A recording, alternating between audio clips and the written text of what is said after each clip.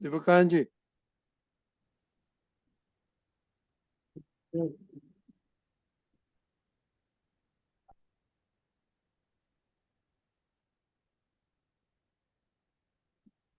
Okay, આપણો સામાયિકનો time પુરુષાર્થ. દીપકાનંદ जी,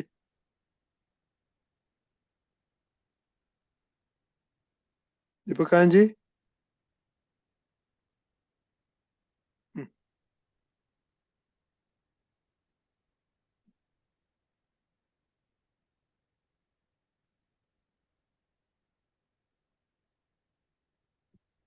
દીપક, okay, Deepakanand जी ને ફ્રોઝન થઈ ગયું લાગે કેશવજી. હા હા ઓકે, હવે આવશે પાછો.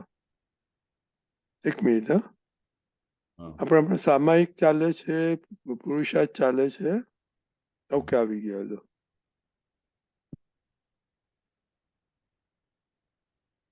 જય સચ્ચિદાનંદ.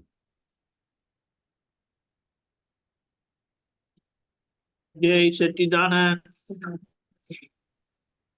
હમણાં આપણે સૂક્ષ્મતર દોષો પર આખા દિવસનો પુરુષાર્થ રાખ્યો છે. એટલે સૂક્ષ્મતર દોષો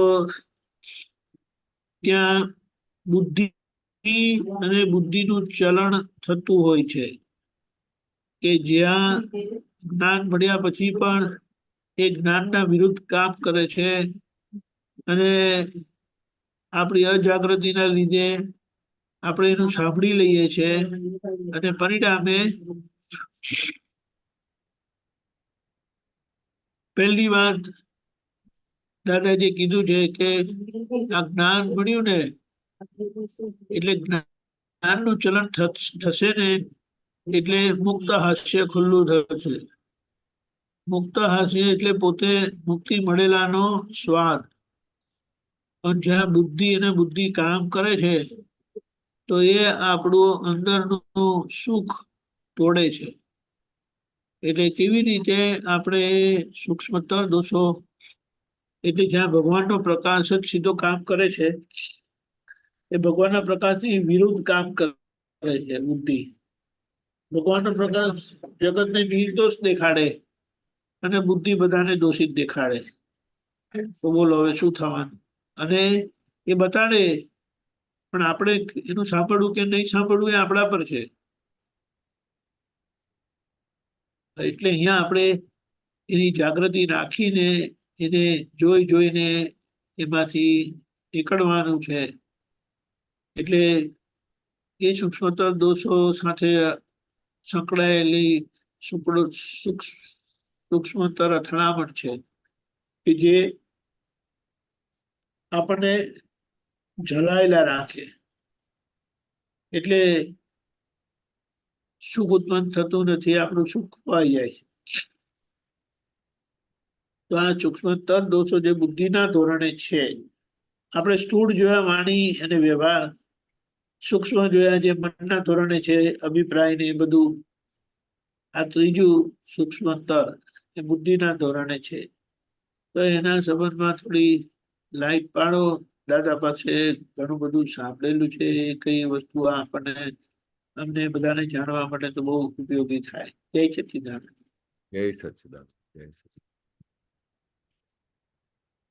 દાદા ભગવાન અમારે વારે ઘડીએ બધાની પરીક્ષા લેતા હતા કે ભાઈ તારા કેટલા દોષ થાય છે. તો અમે બહુ ખુશ થતા હતા, કારણ કે દાદાને મળ્યા પછી તો અમને કશું પકડાતું જ નહોતું કે મારા દોષ થાય. અને સ્ટાર્ટિંગમાં તો કેવું હતું કે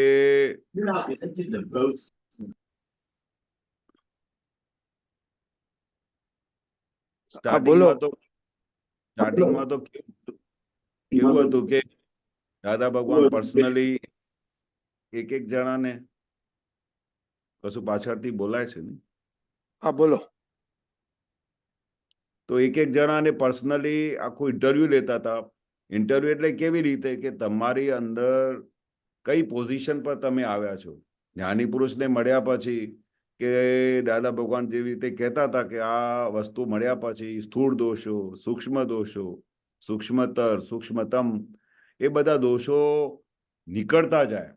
પણ એ નીકળે ક્યારે કે જ્યારે તમારી એમના પર દ્રષ્ટિ પડે.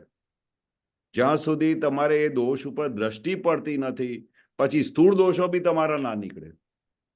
એટલે સૌથી ઇમ્પોર્ટન્ટ વસ્તુ ક્યારે ખબર પડી કે જ્યારે દાદા ભગવાને અમારા પર બમ્બાર્ડિંગ કરી એક દિવસ, કે અમને કહેતા હતા કે કેશવ તારા કેટલા દોષ થાય છે, તો અમે દાદાની સામે વારે ઘડીએ વિચારીને થાકી ગયા અને બોલતા એ જ રહ્યા કે ભાઈ દાદા મને તો દેખાતું જ નથી કે મારા કઈ દોષ થાય છે. કારણ કે અમને દાદા સિવાય કશું દેખાતું નહોતું અને અમને અંદર ખાને એટલી બધું આનંદ રહ્યા કરે કે બસ મને દાદા ભગવાન મળી ગયા છે, દાદા ભગવાન મારા પર અસીમ કૃપા વરસાઈ છે, મને તો બસ દાદા સિવાય એટલે મારા શું દોષ થતા હોય, ભગવાન જોડે રહેતા હો તમે એટલે વારે ઘડી એવું દેખાય જ નહીં. પણ દાદા કઈ એવા કાચા નહોતા, આવા કાચા નહોતા કે ભાઈ આ તમે કહો કે ભાઈ મને દાદાને બહુ દાદાની સાથે મારે બહુ ભક્તિ છે, દાદાને મારી સાથે એટલી અટેચમેન્ટ છે તો દાદા ખુશ થઈ જશે. પણ દાદા તો જ્યાં સુધી તમારી અંદર એક એક રોગ હોય ને એ નીકળે નહીં ત્યાં સુધી તમે એ જગ્યાથી છૂટી ના શકો. એનું નામ દાદા ભગવાન. જો તમે દાદા ભગવાનને મળ્યા અને દાદા ભગવાનની વાત સાંભળી તો તમને એ દરેક પ્રકારના રોગમાંથી દાદા તમને બહાર કાઢીને જ છોડે. એટલે દાદાએ કહ્યું ને કે ભાઈ તમને નહીં આવવું હોય ને, જો તમે દાદા ભગવાનને મળ્યા હો તો અમે તમને કોલરથી પકડીને લઈ જઈશું. તમારે નહીં આવવું હોય તોય તમારે અમે લઈ જઈશું, કારણ કે તમે દાદા ભગવાનનો સંપર્ક થયું છે. એટલે એવી દાદા ભગવાન અમારી બધા માટે જવાબદારી લીધી છે. એટલે આપણે દાદા કે જ્યારે દાદાએ કહ્યું કે તમારા તો પાર વગરના દોષ થાય છે, હજુ તો તમારે સ્થૂળ દોષો પકડાતા નથી, તો સૂક્ષ્મ અને સૂક્ષ્મતર દોષોની ક્યાં વાત છે. હવે એ વસ્તુ ત્યારે ખબર પડી, કારણ કે આપણે ખબર જ્યાં સુધી આપણે દોષ શું થાય છે, સૂક્ષ્મ દોષ કયા થાય છે, સૂક્ષ્મતર કયા થાય છે, તો એ જ્યાં સુધી તમને દ્રષ્ટિ નહીં પડે ને ત્યાં સુધી તમારે પકડાય નહીં. એટલે દાદાએ કહ્યું કે જે દિવસે તમને દોષ પકડાશે, તમને દેખાયું કે આ દોષ થયું, એટલે તરત જ તમારો એ દોષ જતો રહેશે. એટલે આપણે આખો દિવસ આ કેશવ પર ફોકસ રાખવાની, કેમેરા રાખવાની કે તમારે અંદર શું વિચાર આવ્યું, હમણાં આ બુદ્ધિબેન તમને ક્યાં લઈ ગયા, તમને આટલું બધું એમનું ઊંધું દેખાડ્યું, આમ કર્યું, ઓહો આ તો તમે શું કરો છો, દાદાની વિરુદ્ધ ચાલો છો. આવી ટકોર કરવી પડે અને બંબાર્ડિંગ કરવી પડે ત્યારે આ બધું આમાંથી બહાર નીકળે, ત્યારે આ બધા દોષોમાંથી બહાર નીકળે.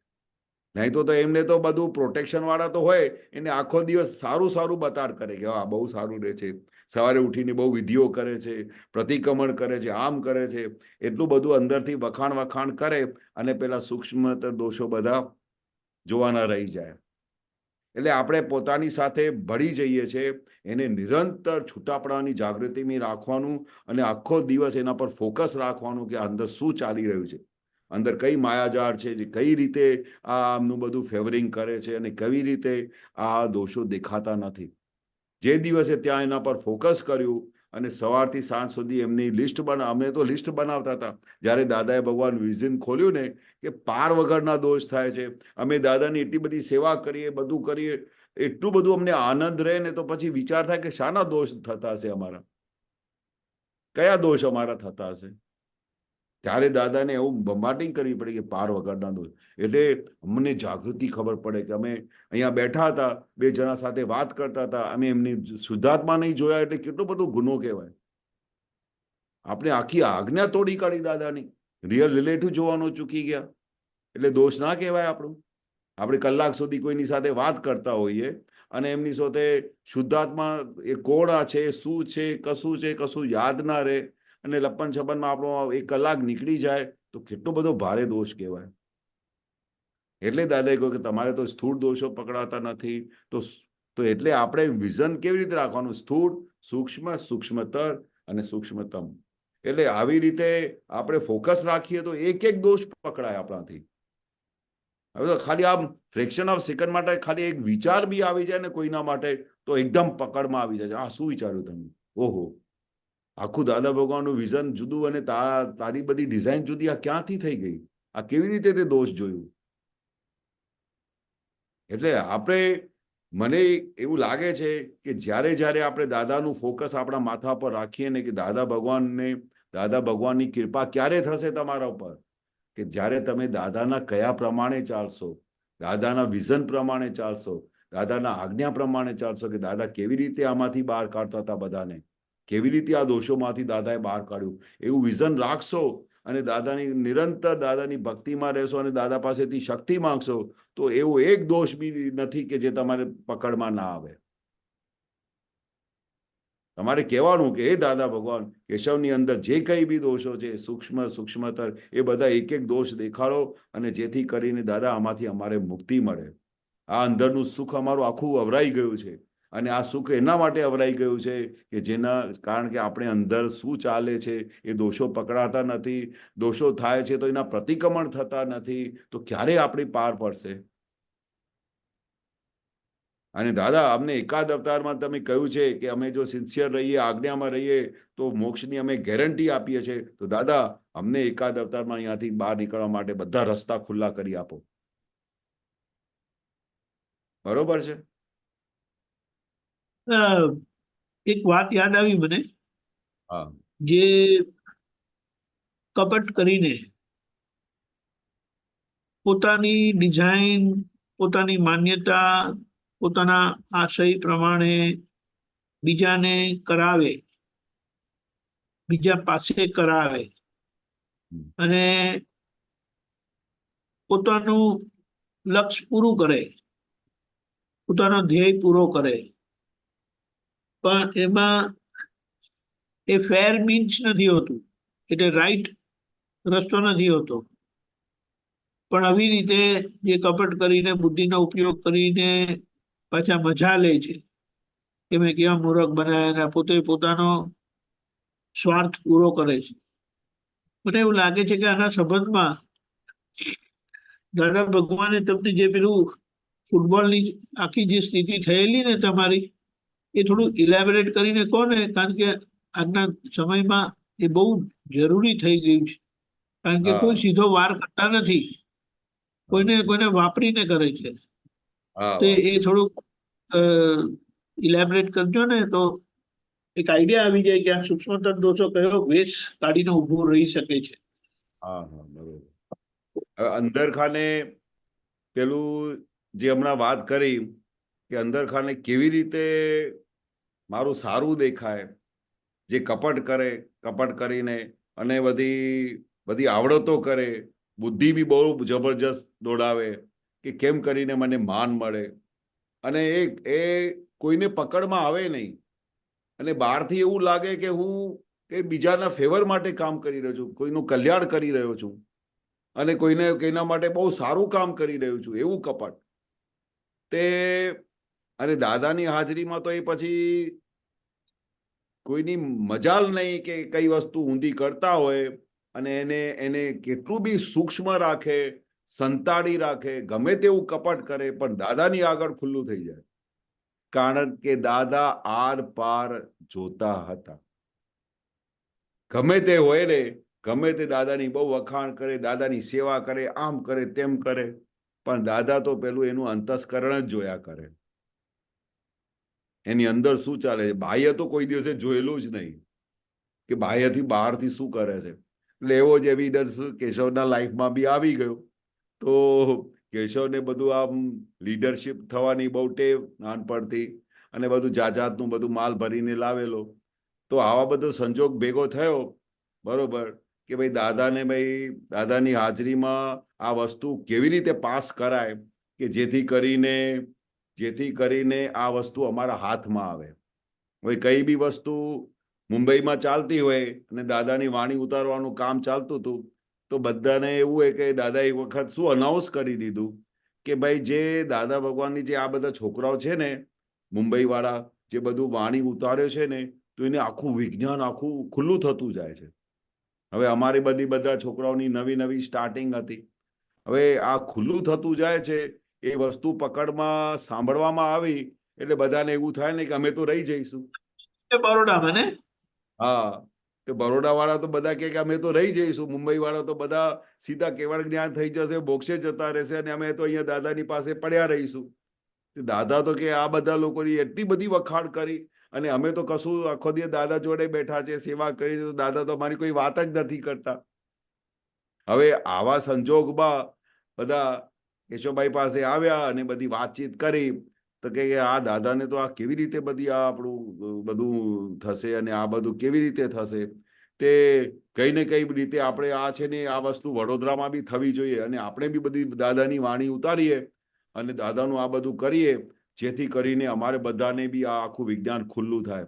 અમે કેવી રીતે રહી જઈશું? અમે આટલું બધું ભેખ લીધું છે, ઘર બાર છોડીને આવ્યા છે અને બધું, અને અમે તો આ બધું રખડી મારીશું હજુ, અને બધા લાડવા ચાખતા રહીશું દાદાની સેવાના, અને આ બધું આવું બધું અંદર ખૂબ ચાલ્યું. હવે અંદર બધું થઈ ગયું. હવે કેશવભાઈ પાસે વાત કરી અને કેશવભાઈને અંદર પેલું રસ ખાવાનું સ્વાદ બળી ગયો. બધા લીડર બનાવે એટલે તો રસ કેવું ઊભું થાય, એ પાર વગરનું અંદર રસ ઊભું થયું કે તમે ચિંતા ના કરો ને, હું બધું ફોડી લઈશ. ખાલી એટલું જ મને કહ્યું કે તમે આ કેવી રીતે આ બધું વસ્તુ મુંબઈથી પેલું એ થઈને આપણે ત્યાં આવી જાય અને જેથી કરીને આપણે રાગે પડી જાય. તે પછી હું મુંબઈ ભણતો હતો કોલેજમાં, તો હું પછી મુંબઈ ગયો, બરોબર, અને મુંબઈમાં વાત કરી આઈડિયાથી કે હવે દાદા ભગવાન આમ વિચાર કર્યું છે કે ભાઈ જે આ બધી વાણી દાદાની બોલાય છે ને કેસેટોની, એ બી છે ને આપણે હમણાં વડોદરાના આપતા પુત્રો બી બધું લખશે. હવે આવું બધું કોઈએ કહ્યું નહોતું, પણ મારે બમ ફોડવું હતું, તો કે શું કર્યું, કપટ કર્યું આખું બધું, કે દાદા ભગવાન એવું વિચાર કરી રહ્યા છે. તો ત્યાંથી તો બધા રડતા રડતા દોડતા આવ્યા અહીંયા વડોદરા કે દાદા તમે આ શું કરો છો? અમે આખું જીવન દાદા તમારી આ બધી વસ્તુ કરી છે અને આ વસ્તુ અમે જ કરી રહ્યા છે અને બહુ સુંદર રીતે કરીએ છીએ. આટલી બધી આપતાવાણીઓ ઉતરી બની ગઈ છે અને તમે હવે આ બધી વસ્તુ, તો આ બધું શું થશે દાદા? અને એમને તો એવું હોય ને કે આ વસ્તુ અમારા હાથથી જાય તો જાણે મારા પ્રાણ જતા રહે. અને જે લોકો એ કામ કરતા હતા વાણીનું, તો એને તો એવું ને કે ભાઈ આ તો મારો ખાલી મારી જે વસ્તુ છે ને કે આના લીધે હું જીવત છું, નહીં તો આ મારા હાથમાંથી નીકળી જાય તો આઈ એમ ફિનિશ. એટલું બધું દાદાની વાણી માટે રાગ, અને વસ્તુ કામ કરે ને તો આફરીન થઈ જાય કે આ કેવી રીતે વાણી ઉતારે છે, એક શબ્દ આગું પાછું ના થાય. એવું બધું એ પોતાનું મટીરિયલ એ લઈને જ આવેલા. તે એટલી પરફેક્શનિસ્ટ હતી કે જે તમે આપતાવાણી વાંચો છો ને સાહેબ, જે એમની પરફેક્શનિસ્ટમાં પછી એક એક વસ્તુ અને કોઈ બી વાક્ય, એક શબ્દ કેસેટમાંથી પેલું શબ્દ નીકળે ને, વાણી નીકળે ને, અને ના સમજાય તો એ લખે નહીં. 100 વખત કેસેટ રિવાઇન્ડ કરે ને અને પછી પકડે, હા આ વસ્તુ છે. 4 જણાને બીજાને પૂછે કે દાદા કયું શબ્દ વાપરે છે આ? ત્યારે જઈને આખી એક એક સેન્ટેન્સ તૈયાર થતી અને એક શબ્દ એમાં પોતાનું ઉમેરવામાં નથી આવ્યું. દાદાનું જ ડાયરેક્ટ શબ્દ છે આખી આપતાવાણીમાં અને આપતા સૂત્રોમાં. તો આવી રીતે જ્યારે કામ ચાલતું હતું અને એનું કામ હાથમાંથી દાદા ભગવાન કે વડોદરામાં જશે અને આપતા પુત્રો કરશે, તો એની અંદર શું માયાજાળ ઊભી થઈ હશે, તમને કલ્પનામાં ના આવે. સવારના 6 વાગ્યાનો ટાઈમ, દાદા ભગવાન પાસે આવીને બેસી ગયા અને પછી દાદા જોડે વાતચીત કરી કે ભાઈ તમે ક્યાંથી આવ્યા અહીંયા? આવું સવારે 6 વાગે કોઈના ઘરે, ચંદ્રકાંતભાઈ સાહેબના ઘરે દાદા રહેતા હતા, ભાવિ તીર્થંકર સાહેબ, અને ત્યાં સવારના પોરમાં 7 વાગે આવી ગયા અને આવીને બધું બેસી ગયા કે દાદા આ તમે શું કરો છો, કે તમે આ બધું લખવાનું કામ અહીંયા વડોદરામાં આપશો? તો અમે તો આખું ભેખ લઈને બેઠા છે ને દિવસ રાત કામ કરીએ છીએ, એટલું અક્યુરેસીથી કામ કરીએ છીએ. દાદાને ખબર પડી ગઈ કે ભાઈ આ તો કોઈ ઊંધું બમ ફોડ્યું છે. હવે દાદાએ કયા સંપર્કથી વાત કરી હશે, એ વસ્તુ કઈ પકડાઈ નહીં અને એકનું બીજું કરી નાખ્યું અને બધું ઊંધું. દાદા કહેતા હતા કે જેટલું વાણીનું તમે સંપર્ક રાખો, તે વાણીની તમારે અંદર ધીરે ધીરે ઉઘાડ થતું જાય. એ ખાલી એ છોકરાઓ માટે નહોતું, બધા માટે હતું. પણ એ વસ્તુ અમે શું કહ્યું કે ભાઈ અમને આવું લાભ થઈ ગયું, આપણી દ્રષ્ટિ આટલી બધી સીમિત હતી કે આ વસ્તુ પકડાઈ નહીં દાદાનું શું ભાવાર્થ હતું. અને ઘણી વખતે દાદા કઈ વસ્તુ એક વાક્ય બોલે તો એના પાછળ કેટલા બધા રીઝન્સ હોય, કેટલી બધી વસ્તુ હોય કે આ વાણી કેવું કામ કરે છે, એના ઉપર દાદાની દ્રષ્ટિ હોય, કઈ વસ્તુ કરવાથી ના હોય. અને પછી દાદાએ તો ખુલ્લું કર્યું કે આ બધું કૃપાનું ફળ છે, ગમે તમે ઉતારો કે ના ઉતારો આ વાણી દાદાની, દાદા ખાલી માથા ઉપર આમ હાથ મૂકે તો એનું કામ થઈ જાય. તો એવી વિઝન હતી નહીં, પણ એ વસ્તુ શું હતું કે એ મલાઈ ખાવા માટે, એ સ્વાદ ખાવા માટે બમ ફોડ્યું. અને પછી દાદાએ અમારા પર બમ ફોડ્યું કે તને કોણે કીધું કે આ વસ્તુ આવી રીતે અમે કોઈને આપવાના હતા? તને કોણે વાત કરી? પછી તો આખી દાદાને વસ્તુ પકડાઈ ગઈ કે ભાઈ આ વસ્તુ તો જે બીજા બધા જેને મને ચાવી મારી એ તો બધા બાજુ જતા રહ્યા, અને દાદાને આ દિવસ સુધી ખબર બી નહીં પડી કે આ કેશવને ચાવી કોણ મારી. પણ દાદાને શું હતું કે ભાઈ જે પકડાઈ જાય એ ગુનેગાર. હવે તું પકડાયો દાદાની હાજરીમાં, બરોબર, કારણ કે મેં એમને વાત કરેલી કે દાદા આવું કરવાના છે, અને એ લોકોએ આવીને વાત કરી કે દાદા કેશવે મને વાત કરીને કે તમે આ બધી વસ્તુઓ પણ. હવે કેશવને ઘણા બધા લોકોએ ચાવી મારી, શું કર્યું એ તો દાદાને ખબર નહીં, પણ દાદા ભગવાનને ઓન ધ સ્પોટ કહ્યું કે ભાઈ સમજો વડોદરાના આપતા પુત્ર, દાદા મને તો આ બધા આપતા પુત્રોએ વાત કરી. તો દાદાએ આ ફૂટબોલનું સત્સંગ કેશવના નિમિત્તે નીકળ્યું કે દાદાએ કહ્યું કે જો તું ફૂટબોલ બની ગયો. કેમ દાદા ફૂટબોલ, એમાં શું બનવાનું હતું? કે ભાઈ અહીંયાથી એક જણાએ તને લાત મારી તો સીધો તું મુંબઈ ગયો, મુંબઈથી લાત મારી તો સીધો તું અહીંયા આવ્યો, એટલે તું ફૂટબોલ બની ગયો. ફૂટબોલ તને ખબર પડે છે, અને તને આજે ફૂટબોલ બને તો આખી જિંદગી લાતો ખાતો રહે, માર ખાતો રહેશે. ફૂટબોલ શું થાય છે? બંને બાજુથી લાતો જ ખાતો રહે છે. એટલે તારી દશા શું થઈ ગઈ?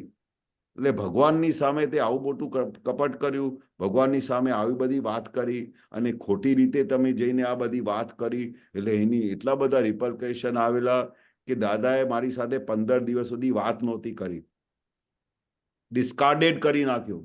અને પછી કેટલા પ્રતિક્રમણ કર્યા, કેટલી માફીઓ માંગી, અને પછી મને ખબર પડી કે ઓહો આ અંદર આટલા બધા ભૂતા બેઠા હતા, આટલી બધી લાલચો હતી, આટલું બધું કપટ હતું, આટલી બધી માન ખાવાની તારે પછી પેલી રસ ચડી ગયેલું.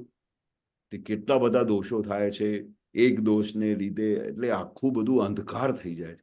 અને આટલું જ નહીં, અંધકાર નથી થતું, પણ ભગવાનની આખી કૃપા જતી રહે.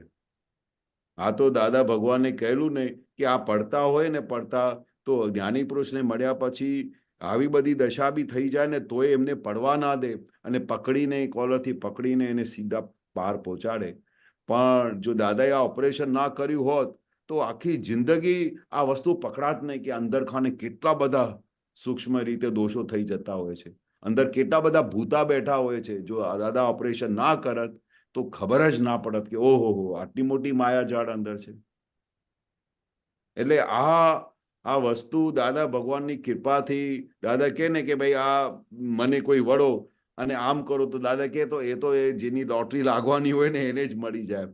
પણ અમારે લોટરી એના લીધે મળેલી કે જો આ વસ્તુ આ ભાવમાં ના નીકળ્યું તો અમારા કેટલા બધા ભાવ રખડી જાય, કેટલા બધા ભાવ સુધી આ વસ્તુ ના રહે, કેટલા બધા કપટ જેવા રોગો અને આ બધા પાર વગરના જે દોષો થતા હોય છે ને, તો એવા બધા ગાઢ થઈ ગયેલા હોય છે ને કે એવા જ્ઞાની પુરુષ જ્યાં સુધી એસિડ ના નાખે ને ત્યાં સુધી ઓગળે નહીં.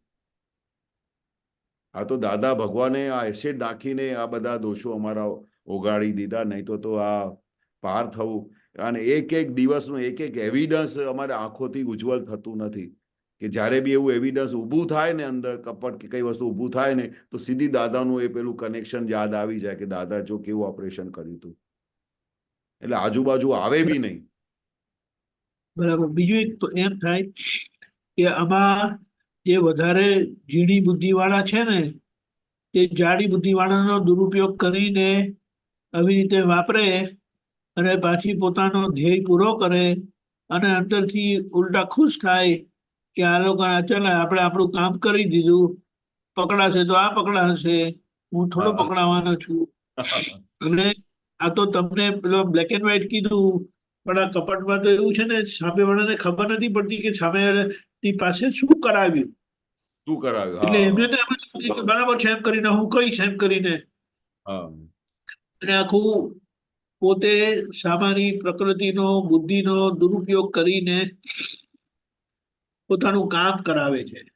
અને અહીંયા પેલા તમે તો બહુ ઇનોસન્ટલી, એટલે તમારી નબળાઈનો દુરુપયોગ કરીને પોતાનું કરાવવાનો પ્રયત્ન કર્યો, અને વાત એવી રીતે મૂકી કે તમે રાજી થઈ જાઓ કે હા કરીશું આપણે એમ કે બહુ સરસ. એટલે આ ફૂટબોલ લોકો કેવી રીતે આપણને બનાવે, અને આપણે જાગૃતિથી ફૂટબોલ કેવી રીતે ના થવું, એના હાથમાં નહીં આવવું.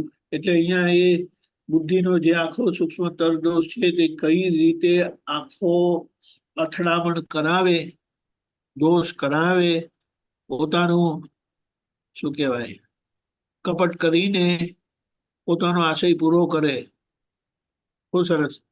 જય સચ્ચિદાનંદ. જય જય સચ્ચિદાનંદ. સચિદાનંદ.